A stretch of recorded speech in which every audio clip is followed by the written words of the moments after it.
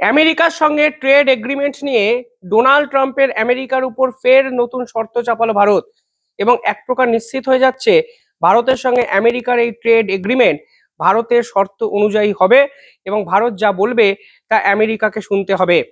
কিন্তু ট্রেড এগ্রিমেন্টের আগেই আমেরিকার প্রতি চূড়ান্ত অবিশ্বাস ভারতীয় যারা থিঙ্ক ট্যাঙ্ক আছে তাদের কাজকর্মে কিন্তু প্রকাশ পাচ্ছে এবং এর ভিতরে কোনো অস্বাভাবিকত্ব আমি অন্তত দেখতে পাচ্ছি না।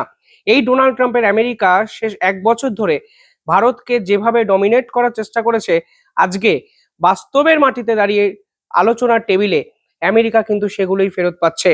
এবার ডোনাল্ড ট্রাম্পের আমেরিকার উপর ভারত পরিষ্কার একটি শর্ত চাপিয়েছে, যেখানে বলা হচ্ছে নতুন করে সানসেট ক্লজ যদি ইনক্লুড করা না হয় তাহলে ভারত ট্রেড এগ্রিমেন্টে সইটাই করবে না।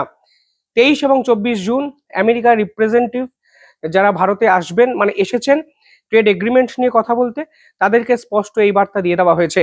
এবং কেন হঠাৎ করে ভারত সানসেট ক্লজ চাইলো সেটা এই মুহূর্তে আমেরিকার কাছে সব থেকে বড় প্রশ্ন। সম্ভবত এই পুরো জটিলতার অবসান হতে পারে পরের বছর যখন ডোনাল্ড ট্রাম্প ভারত সফরে আসবেন এবং মনে করা হচ্ছে ডোনাল্ড ট্রাম্প স্বয়ং ভারতকে এই মুহূর্তে পাশে চাইছেন এবং অত্যন্ত গুরুত্ব সহকারে ভারতের সঙ্গে ট্রেড এগ্রিমেন্টটি বিবেচনা করে তিনি মীমাংসা করার জন্য ভারতে প্রধানমন্ত্রী নরেন্দ্র মোদীর সঙ্গে বৈঠক করতে আসছেন।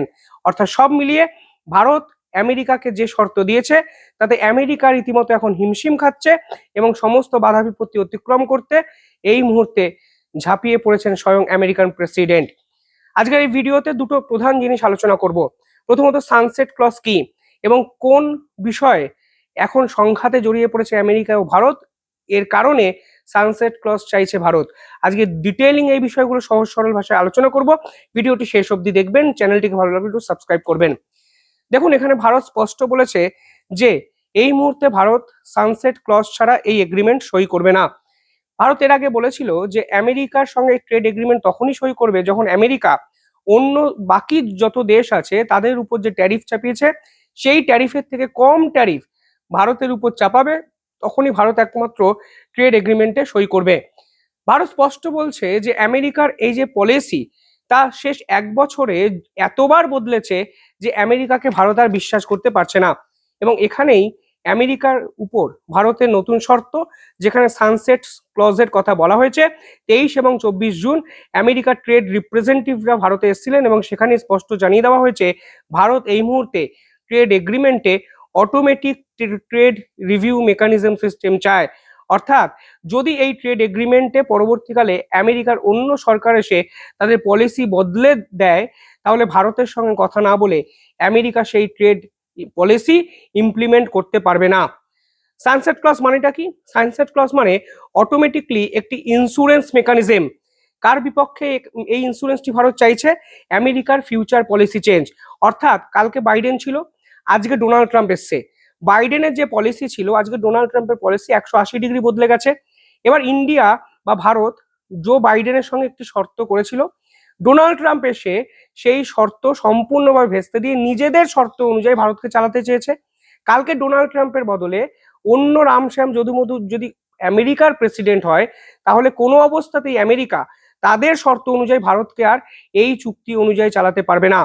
যদি সে সময় আমেরিকার কোনো প্রেসিডেন্ট তাদের ট্রেড পলিসি চেঞ্জ করে, তাহলে অবিলম্বে ভারতকে জানাতে হবে, ভারতের সঙ্গে আলোচনা করতে হবে এবং ভারত যতক্ষণ না এগ্রি করবে ঠিক তখন যতক্ষণ না এগ্রি করবে ঠিক ততক্ষণ আলোচনা চলবে। এবং সানসেট ক্লজ মানে এই ইন্স্যুরেন্স মেকানিজম সিস্টেমটাই এই মুহূর্তে ভারত কিন্তু চাইছে। অর্থাৎ পলিসি চেঞ্জ হলে রিভিউ মিটিং হবে, আগের কোনো শর্ত সে সময় কার্যকারী হবে না। এবং এই মুহূর্তে আমেরিকার প্রেসিডেন্টের যে খামখেয়ালিপনা মনোভাব ভারত দেখেছে শেষ এক বছরে, তার পাল্টা হিসাবে এই সানসেট ক্লজ অন্তত ট্রেড এগ্রিমেন্টে অত্যন্ত গুরুত্বপূর্ণ হয়ে যাচ্ছে ভারতের জন্য। ডোনাল্ড ট্রাম্প শেষ এক বছরে কি করেছেন দেখুন। 2রা এপ্রিল 2025 ডোনাল্ড ট্রাম্প হঠাৎ করে ঘোষণা করলেন তিনি ভারতের উপর 25% রেসিপ্রোকাল ট্যারিফ চাপাবেন।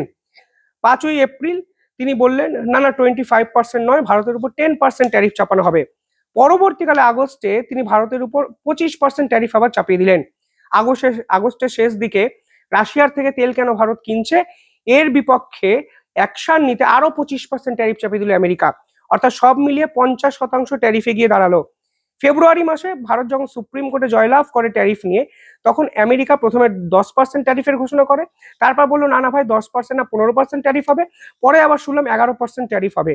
অর্থাৎ ডোনাল্ড ট্রাম্প শেষ 1 বছরের ট্যারিফ নিয়ে কোনো ক্ল্যারিটি আমেরিকাতে দাঁড়িয়ে ভারতীয় ইনভেস্টর, ভারতের ট্রেডার্স, ভারতের কমন মানুষ বা সিভিলিয়ানসদের দিতে পারেনি।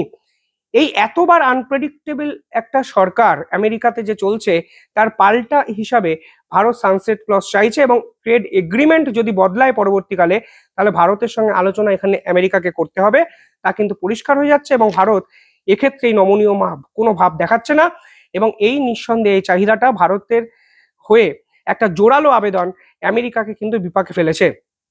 দেখুন, সম্প্রতির সময় আরো একটা ঘটনা এক্ষেত্রে বলা যাক। আমেরিকার সঙ্গে জো বাইডেনের সময় ভারত আমকা ফাইটার জেট ইঞ্জিন ডিল করেছিল। হঠাৎ করে ডোনাল্ড ট্রাম্পের প্রশাসন আজকের দিনে দাঁড়িয়ে বলছে যে জো বাইডেনের সময় তুমি যত টাকায় এই চুক্তি করেছিলে, সেই চুক্তি 3 গুণ টাকা বেশি দিতে হবে, কারণ সময় বেড়েছে, বদলেছে, এবং জিনিসপত্রের দাম বেড়ে গেছে। এই যে পলিসি শিফট, এটা ভারত কেন ব্যয় করবে? ভারত 3 বছর আগে আমেরিকার কোম্পানি জিইর সঙ্গে F414 ইঞ্জিন সংক্রান্ত একটি চুক্তি করে। প্রায় 70 থেকে 80 কোটি টাকা প্রতি ইউনিট প্রতি এই চুক্তি করা হয়, যেখানে আমেরিকা এখন 200 কোটি টাকা প্রতি ইউনিট তাদের ডিমান্ড করছে। 3 বছর আগে যখন এই চুক্তি করা হয়, তখন G414 ইঞ্জিন ভারত একাধিক গুরুত্বপূর্ণ মেকানিজম, মানে মিলিটারি মেকানিজমে ব্যবহার করতে চেয়েছিল। প্রথমত এই ইঞ্জিন তেজাস মার্ক 2 ফাইটার জেটে ব্যবহার করতে পারতো ভারত। পরবর্তীকালে আমকা প্রোগ্রাম, আমকা MK1 মার্ক 1 প্রোগ্রামে এই ইঞ্জিন ব্যবহার হতো, এবং ভারতের যে 5th জেনারেশন ফাইটার জেটের প্রোগ্রামিং চলছে, সেখানেও এই ইঞ্জিন ট্রায়াল হিসাবে ব্যবহার করার চুক্তি কিন্তু হয়েছিল।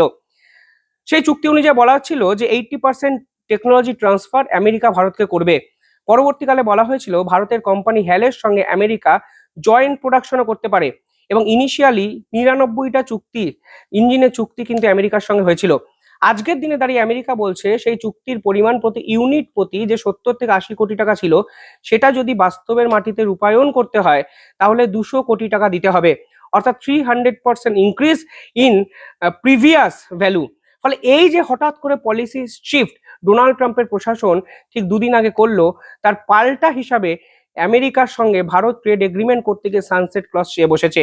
অর্থাৎ that is absolutely fair deal. যদি তুমি আমাদের উপর এই ধরনের অতিরিক্ত অ্যামাউন্ট চাপাও, তাহলে আমরাও এবার এমন কিছু চাইবো যা long term trade agreement oriented solution দিতে পারে। অর্থাৎ সব মিলিয়ে ভারত এবং আমেরিকার সংঘাত ফের নতুন জায়গায় চলে গেল। চালকের আসরে ভারত, আমেরিকাকে ভারতের কথা অনুযায়ী শর্ত সই করতে হবে, তা ভারত স্পষ্ট জানিয়ে দিল আমেরিকার প্রতিনিধিদের। অবস্থা এতটাই খারাপ জায়গায় চলে গেল আমেরিকার পক্ষে যে ডোনাল্ড ট্রাম্পকে স্বয়ং ভারতে আসতে হচ্ছে, এবং নরেন্দ্র মোদীর সঙ্গে ডোনাল্ড ট্রাম্প বৈঠক করবেন সম্ভবত 2027-এর মধ্যে। এই জটিলতার অবসান আমেরিকা ভারত চাইবে, এবং অফিসিয়ালি ভারত সফরের সময় ডোনাল্ড ট্রাম্প এই চুক্তিতে সই করতে চলেছেন। নিঃসন্দেহে বড় ধামাকাদার খবর। কমেন্টে জানাবেন ভারতের এই পদক্ষেপ নিয়ে, এবং আপনারা কিভাবে দেখছেন? ভারত সানসেট ক্লজ চাপিয়ে কি ঠিক করেছে? কমেন্টে জানাবেন। দেখতে থাকুন দ্য ইন্ডিপেন্ডেন্ট বেঙ্গল। ধন্যবাদ।